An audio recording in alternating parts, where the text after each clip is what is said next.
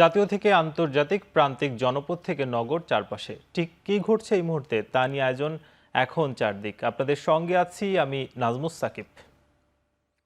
বিশেষজ্ঞদের নিয়ে গণভবনকে জুলাই গণ অভ্যুত্থান স্মৃতি জাদুঘরে রূপান্তর করতে আগামীকালের মধ্যে কমিটি করা হবে, যেন শিগগিরই জাদুঘরটি জনগণের জন্য উন্মুক্ত করে দেওয়া যায়। সকালে গণভবন পরিদর্শন করে এ কথা জানান অন্তর্বর্তী সরকারের ৩ উপদেষ্টা। জাদুঘরটিতে জুলাই গণ অভ্যুত্থানের স্মৃতি ছাড়াও গত ১৬ বছরে স্বৈরাচার সরকারের বিরুদ্ধে লড়াইয়ের চিত্র ফুটিয়ে তোলা হবে। ৫ আগস্ট সাধারণ জনতা গণভবনে এসে ফ্যাসিবাদী সরকারের বিরুদ্ধে যে ক্ষোভ জানিয়েছে সেই নিদর্শন অক্ষত রাখা হবে বলেও জানান তারা। এছাড়া সাম্প্রতিক সময়ে মাজারে হামলা সহ নানা অপরাধের বিষয়ে কঠোর ব্যবস্থা নেওয়া হবে বলেও জানান উপদেষ্টারা। ২০২৪ সালের জুলাইয়ের যেই গণঅভ্যুত্থান, সেই গণঅভ্যুত্থানের স্মৃতি এবং এই ফ্যাসিবাদী যেই শাসন, এই শাসনের সময়কার যেই জনগণের উপর যে অত্যাচার, নিপীড়ন, গুম, খুনের যেই স্মৃতিগুলো আছে সেগুলো সংরক্ষণ করে এই গণভবনকে একটি জাদুঘরে রূপান্তরিত করে জনগণের জন্য উন্মুক্ত করে দেওয়া হবে। গণপূর্ত এবং স্থাপত্য বিভাগের দায়িত্বশীল তাদের সাথে কথা বলেছি, তাদের থেকে আমরা প্রাথমিক পরামর্শ নিয়েছি এবং আমাদের আকাঙ্ক্ষাগুলো বলেছি যে আমরা কিভাবে দেখতে চাই, এবং একটি ফর্মাল কমিটি করার জন্য নির্দেশ দেওয়া হয়েছে। হয়তো আগামীকালের মধ্যেই কমিটিটি হয়ে যাবে এবং কমিটি হলে এটি হয়তো নেক্সট সপ্তাহ থেকে আমরা কাজ শুরু করব। 1 টাকা দিয়ে তো মালিকানা নিয়ে নেওয়া হয়েছিল না? 1 টাকা দিয়ে কি মালিকানা নেওয়া হয়েছিল? জনগণের ছিল কতখানি? আমরা জনগণের জন্য এটা উন্মুক্ত করার চিন্তা করছি। ফ্যাসিবাদী শাসকের পক্ষ থেকে আমরা কোনোভাবেই সেই ধরনের আচরণ যেন কারো প্রতি না হয় সেটা এনশিওর করব। আর্থিক খাতের রাঘব বোয়ালদের বিরুদ্ধে কঠোর ব্যবস্থা নেওয়া হচ্ছে। সামনে এটি আরও দৃশ্যমান হবে। দুপুরে রাজধানীর আগারগাঁয়ে বিআইজিএম এর সভা শেষে এই হুঁশিয়ারি দিয়েছেন অর্থ বাণিজ্য উপদেষ্টা ডক্টর সালেউদ্দিন আহমেদ। তিনি বলেন, কালো টাকা সাদা করার সুযোগ না থাকায় অর্থ লোপাটকারীদের সহজে ধরে ফেলতে পারবে এনবিআর। বাজার কারসাজির সাথে জড়িতদের বিরুদ্ধে সরকার কঠোর অবস্থানে রয়েছে বলেও জানান তিনি। প্রথমত এটা প্রিলিমিনারি ইস্যু নিয়েছে, অনেকের ব্যাংক এসে জব্দ করেছে, এটা প্রিলিমিনারি। তারপর এগুলো ইনভেস্টিগেশন হবে, বিভিন্ন এজেন্সি ইনভেস্টিগেট করবে, তারপরে তদন্ত করার পর আলটিমেটলি এটা তো আপনার যদি আপনার কোনো তদন্ত সে পায় তো চার্জ দেবে, কোর্টে যাবে, এটা হবে দ্রুত।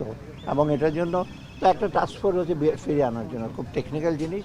কালো টাকা সাদা করার ব্যাপারে আর একদম কিছু না, এখন সরাসরি এনবিআর তাদের ব্যবস্থা দেবে, যাদের অপদৃশ্যতা আছে তাদেরকে ধরবে। চাঁদাবাজের ব্যাপারটা আমরা ডিসিদের কাছে বলেছি আরেকটু শক্তভাবে, এই যে মোপাইশা আছে বা আমার এসেকে বলবো, এটা হলে কিন্তু অনেকটা একেবারে যে কমে নাই তা না, কিন্তু খালি বাইরে কিন্তু কমেছে। একটা জিনিস হলো যে যারা পণ্য উৎপাদন করে তারা যেন ন্যায্য মূল্যটা পায়।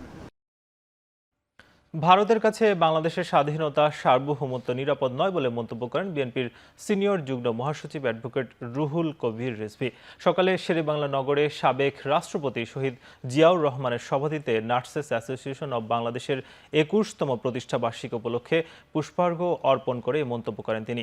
রিজভী বলেন, বাংলাদেশের মানুষের শান্তি ও সার্বভৌমত্ব পছন্দ করছে না ভারত।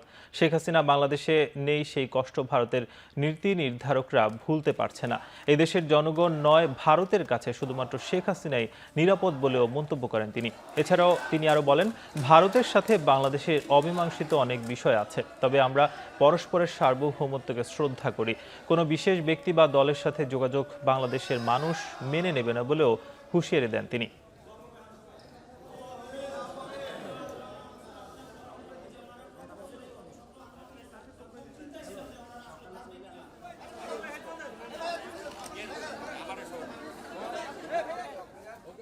বাংলাদেশের মানুষ শান্তিতে থাকুক, বাংলাদেশের মানুষ গণতন্ত্র ফিরে আসুক, বাংলাদেশের মানুষ একটি সার্বভৌম দেশে বসবাস করুক, এটা কি ভারতের নীতি নির্ধারকরা তারা মোটেই পছন্দ করছেন না? তারা এটাকে মেনে নিতে পারছেন না। শেখ হাসিনা আজকে বাংলাদেশে নেই, এই কষ্ট, এই দুঃখ ভারতের নীতি নির্ধারকরা কি ভুলতে পারছেন না? তাহলে তো আপনারা বাংলাদেশের মানুষ, বাংলাদেশের জনগণ, বাংলাদেশের স্বাধীনতা, বাংলাদেশের সার্বভৌমত্ব আপনাদের কাছে তো মোটেই নিরাপদ নয়, আপনাদের কাছে শুধু একজন মাত্র ব্যক্তি নিরাপদ, তিনি শেখ হাসিনা। কোনো অন্তর্বর্তী সরকার দীর্ঘদিন অবস্থান করে রাজনৈতিক সমস্যার সমাধান করতে পারে না, তাই নিরপেক্ষ নির্বাচন উপহার দেয় এই সরকারের দায়িত্ব বলে মন্তব্য করেছেন বিএনপির চেয়ারপারসনের উপদেষ্টা জয়নুল আবেদিন ফারুক। সকালে নোয়াখালীর সেনবাগে বন্যা দুর্গতদের মাঝে ত্রাণ বিতরণকালে কথা বলেন তিনি। এ সময় তিনি আরো বলেন, সাবেক প্রধানমন্ত্রীর নির্দেশে রংপুরের আবু সাইদকে হত্যা করা হয়েছে। এই সরকার যেন স্থির হয়ে সুষ্ঠু নির্বাচন দিতে না পারে সেজন্য ষড়যন্ত্র চলছে।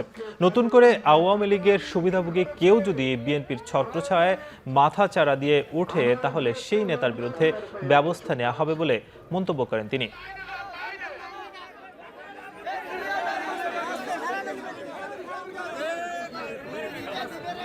জনপ্রতিনিধির হাতে ক্ষমতা হস্তান্তর অতি প্রয়োজনীয়। কোনো অন্তর্বর্তীকালীন সরকার দীর্ঘদিন অবস্থান করে কোনো রাজনৈতিক সমস্যার সমাধান করতে পারে না।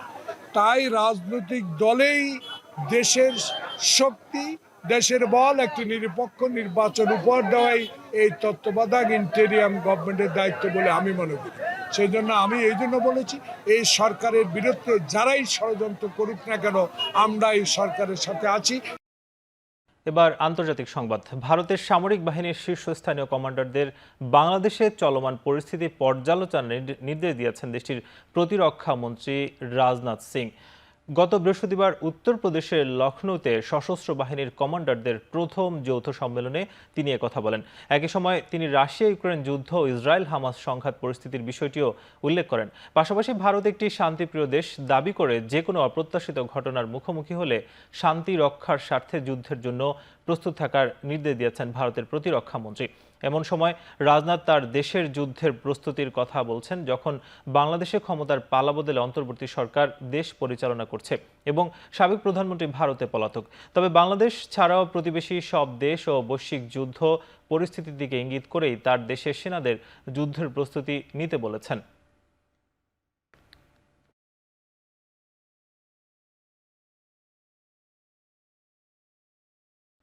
আরজি করের নারী চিকিৎসক ধর্ষণ ও হত্যা মামলার শুনানির দিন আগামী সোমবার ধার্য করেছে দেশটির সর্বোচ্চ আদালত।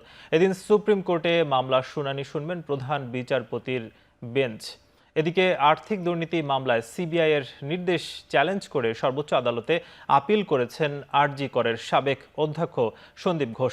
এই মামলার শুনানি আজ শনিবার। অন্যদিকে পশ্চিমবঙ্গ রাজ্য সরকারের কাছ থেকে টেকনিক্যাল রিপোর্ট পাওয়ার পর বিবেচনার জন্য রাষ্ট্রপতি দ্রৌপদী মুর্মুর কাছে পাঠানো হয়েছে ধর্ষণ বিরোধী অপরাজিতা বিল 2024। গেল শুক্রবারও আরজি কর কাণ্ডের প্রতিবাদে মাঠে ছিল রাজ্যের প্রধান বিরোধী দলগুলো।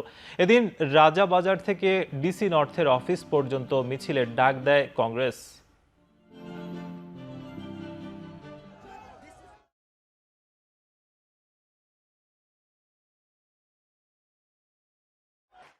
শেষ করছি এখন চারদিক। এখন টেলিভিশন ওয়েবসাইটে দেখতে ভিজিট করুন www.ekhon.tv। এছাড়া ফেসবুকে দেখতে ভিজিট করুন facebook.com/tv.ekhon। এছাড়া ইউটিউবে দেখতে ভিজিট করুন youtube.com/c/ekhon tv।